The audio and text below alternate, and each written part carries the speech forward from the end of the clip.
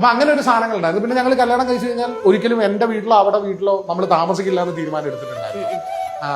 അതുകൊണ്ട് തന്നെ ഞങ്ങൾ ഇൻഡിപെൻഡന്റ്ലി വേറെ വീട്ടിലാണ് താമസിക്കുന്നത്. അത് ആക്ച്വലി നമ്മള് കല്യാണം കഴിക്കുന്നത് ഫാമിലിക്ക് വേണ്ടിയിട്ടല്ല, കല്യാണം കഴിക്കുന്നത് നമുക്ക് വേണ്ടിയിട്ടാണ്. അപ്പൊ നമ്മൾ ഒരുമിച്ച് എന്റെ കംഫർട്ട് സോണാണ് എന്റെ വീട്. അങ്ങോട്ടേക്ക് അവളെ ഇൻഡിപെൻഡന്റ്ലി കൊണ്ടുവരാന്ന് പറയുന്നത് ഞാൻ അവിടെ വീട്ടിൽ പോയി നിൽക്കുമ്പോൾ എനിക്ക് എത്രത്തോളം ഉൾക്കുത്തുണ്ടാവും അതുപോലെ തന്നെ അവക്കും ഉണ്ടാവും.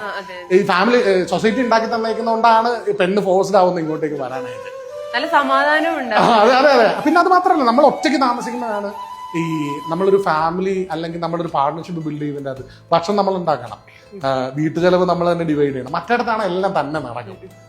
അച്ഛനും ഉണ്ട്, അമ്മയുണ്ട്, ബാക്കി പരിപാടികൾ കിച്ചൺ ഷെയറിങ് പരിപാടി, എല്ലാ കാര്യങ്ങളും എൻ്റെ വീട്ടിലാണെങ്കിൽ കാര്യങ്ങൾ നടക്കും, ഹാപ്പി ആയിട്ട് നടക്കും.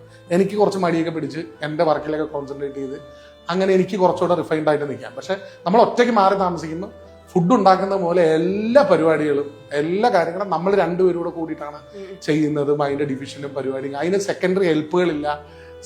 നമ്മള് വഴക്കുണ്ടാക്കിയാൽ തന്നെ നമ്മൾ ഒരു റൂമിൽ കിടന്നുറങ്ങണം, അല്ലെ മാറി കിടന്നോ, നമ്മുടെ ഉള്ളിൽ തന്നെ വഴക്ക് നിൽക്കുക, അത് മാറ്റിയൊക്കെ ചെയ്യണം. അതേ സമയത്ത് നമ്മൾ വീട്ടിലാണെങ്കിൽ അച്ഛനും അമ്മയും കണ്ടു കഴിഞ്ഞാൽ എന്ത് വിചാരിക്കുന്നു പറഞ്ഞിട്ട് ഒരു വഴക്കുണ്ടാക്കി കഴിഞ്ഞാൽ അത് വഴക്ക് മാറാനൊരു ടൈം കൊടുക്കണം. അച്ഛനും അമ്മയും ഉള്ളത് കൊണ്ട് വഴക്ക് മാറ്റുകയെന്നുള്ളതല്ല വഴക്കിനുള്ള പ്രതിനിധി. അപ്പൊ നമ്മൾ അതെല്ലാം മാറി അപ്പൊ അങ്ങനെ ഒരു പാർട്ട്ണർഷിപ്പ് നമ്മൾ ഒറ്റയ്ക്ക് ബിൽഡ് ചെയ്താലേ നമുക്ക് അങ്ങനെ. അപ്പൊ അതുകൊണ്ട് ഞാൻ എന്റെ കസിൻസിന്റെ അടുത്തും ഫ്രണ്ട്സിന്റെ അടുത്തും ഒക്കെ പറയാം, കല്യാണം കഴിഞ്ഞിട്ട് നിങ്ങൾ ഒരിക്കലും വീട്ടിൽ താമസിക്കരുത്. പേരൻസ് മോശക്കാരായതുകൊണ്ടല്ല, അത് നമ്മൾ ആക്ച്വലി നമുക്ക് ചെയ്യേണ്ട ഏറ്റവും വലിയ ക്വാളിറ്റി ആയിരിക്കണം. നമ്മൾ